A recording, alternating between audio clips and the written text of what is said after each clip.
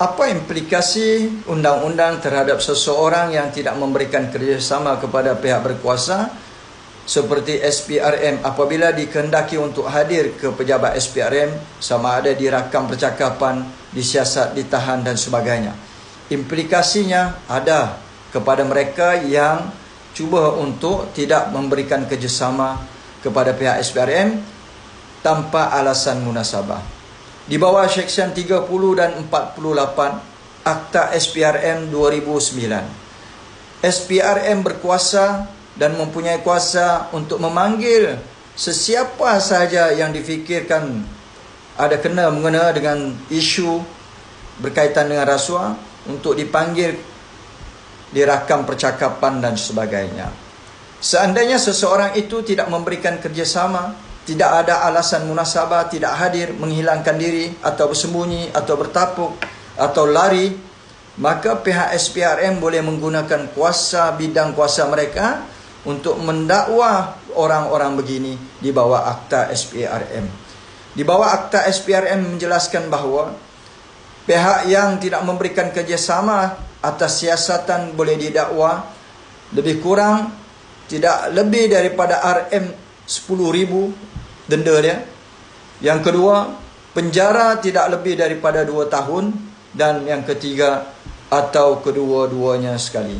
Siapapun kita, sama ada kita ini orang awam, rakyat marahain, petani, nelayan, pesawah, dia seorang yang bergelar Datuk, Tan Sri, orang politik, adun, ahli parlimen, menteri, semua mereka ini tertakluk kepada undang-undang dan Akta SPRM Seksyen 30 dan 48 Akta SPRM 2009. Maka daripada itulah kita perlu menghormati undang-undang, tidak melarikan diri, tidak bersembunyi, tidak bertapuk dan tidak memberikan kerjasama kepada pihak SPRM.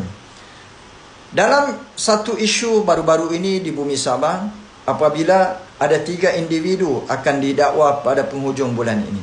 2 orang, seorang orang awam dan seorang lagi adun telah memberikan kerjasama, telah ditahan dan diikat jamin.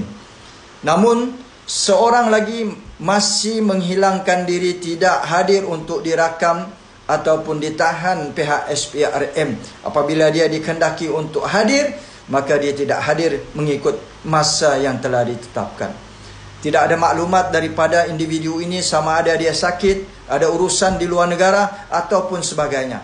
Di bawah Akta SPRM yang saya sebutkan tadi, seandainya dia tidak mempunyai alasan munasabah, pihak SPRM berhak untuk mendapatkan, memohon waran tangkap kepada individu ini dan mencarinya, dibawa ke muka pengadilan. Seandainya kita merasa diri kita tidak bersalah, tiada keperluan kita untuk melarikan diri, bersembunyi, bertapuk, hilangkan diri, dan tidak ada keperluan untuk kita tidak memberikan kerjasama kepada pihak SPRM. Bak kata pepatah, berani kerana benar, takut kerana salah.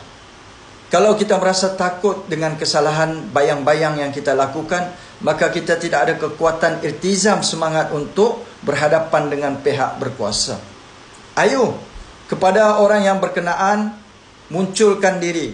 Sudah lebih daripada 25 jam kehilangan ataupun ketidakmunculan kamu apabila pihak SPRM menghendaki kamu untuk hadir, dirakam percakapan kah, ditahan kah atau sebagainya. Tetapi sampai ke hari ini, masih juga orang ini, adun GRS, tidak hadir untuk dirakam percakapan. Saya mohon kepada beberapa individu, yang pertama pihak SPRM, supaya segera memohon untuk waran tangkap ke atas individu ini. Jangan menjadi alat kepada parti politik, pemimpin politik yang ada kuasa. Pihak SPRM adalah pihak yang bebas, perlu menunjukkan kebebasan mereka, integriti mereka, kejujuran dan amanah mereka. Tidak berpihak kepada mana-mana individu, tokoh politik, sama ada daripada pembangkang maupun daripada kerajaan. Yang kedua, saya mohon Haji Ji Nor, Ketua Menteri Sabah, yang sudah pasti ada grup WhatsApp di antara mereka dengan menteri-menteri dan juga individu yang menghilangkan diri ini yang tidak muncul. Hubungi adun tersebut, keluarganya, dan minta dia supaya menyerahkan diri kepada pihak SPRM untuk dirakam percakapan. Kalau ada kes, ditahan dan boleh diikat jamin juga seperti mana adun Sindomin. Haji Jinor, Ketua Menteri Sabah, tidak boleh bertindak berdiam diri dan tidak boleh mengeluarkan kenyataan saya tidak tahu siapa dua adun yang akan ditahan, akan didakwa. Ini alasan yang kita katakan alasan tidak munasabah sebagai seorang ketua dan sebagai seorang pemimpin utama negeri Sabah. Ini menunjukkan dia cuba lari daripada realiti dan kenyataan dan cuba untuk masih lagi bermain mempertahankan golongan-golongan anak-anak buah dia supaya tidak menjadi kecaman kepada apa yang berlaku dalam kes skandal rasuah di Sabah. Yang ketiga, saya juga masih menantikan pihak-pihak daripada media-media pro kepada GRS, page yang pro kepada GRS, macam-macam pencacai-pencacai cyber terupa daripada yang pro GRS yang diberi upah, gaji, allowance dan sebagainya. Sampai ke hari ini, sejak 2 hari ini, saya tidak mendengar live perbualan, percakapan, tulisan daripada page pro kepada GRS seperti Tamparuli News, Sabah Online, Sabah Kini, Borneo Voice, maupun individu-individu pemimpin maupun pengikut-pengikut macam-macam daripada penyokong GRS. Mereka tidak pun buat live penulisan berkaitan dengan dua adun GRS yang akan didakwa penghujung bulan ini. Termasuk seorang lagi yang menghilangkan diri. Saya ingin bawa satu contoh yang mana berlaku pada hari ini. Seorang sahabat saya, Muhammad Syafiq Halim, adalah daripada orang Perikatan Nasional Pembangkang. Dia didakwa oleh pihak SPRM atas satu kenyataan tuduhan bahawa dia tidak memberikan kerjasama dalam siasatan yang dilakukan oleh pihak SPRM. Berdasarkan kepada apa yang berlaku kepada Muhammad Syafiq Halim, maka benda yang sama sepatutnya berlaku juga ke atas seorang adun GRS yang sampai sekarang masih tidak dapat dikesan di mana kedudukannya ataupun dia tidak memberikan kerjasama untuk hadir ke pejabat SPRM. Kalau Muhammad Syafiq Halim boleh dituduh oleh pihak SPRM atas tidak memberikan kerjasama di bawah Seksyen 30 dan 48 Akta SPRM 2009, kenapa adun ini tidak boleh ditahan dan didakwa di bawah seksyen yang sama? Apa yang lebih menduka citakan kita?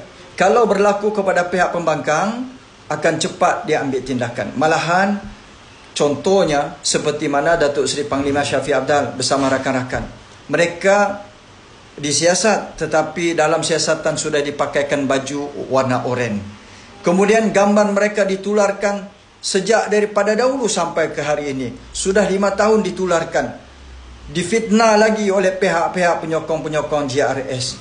Kamu lihat bagaimana double standard mereka. Bila kena kepada pemimpin pembangkang, lagi-lagi bernama warisan, mereka akan canang, mereka akan menulis, mereka akan sebut dalam live dan sebagainya. Tetapi bila kena dengan batang hidung pemimpin mereka, mereka kata apa? Janganlah kita ulas, janganlah kita bawa andaian menghukum kerana belum ada jatuh hukum. Namun mereka lupa meludah ke atas langit kena batang hidung mereka sendiri. Mereka tidak ada rasa simpati dan empati, menyebarkan fitnah kepada pemimpin pembangkang.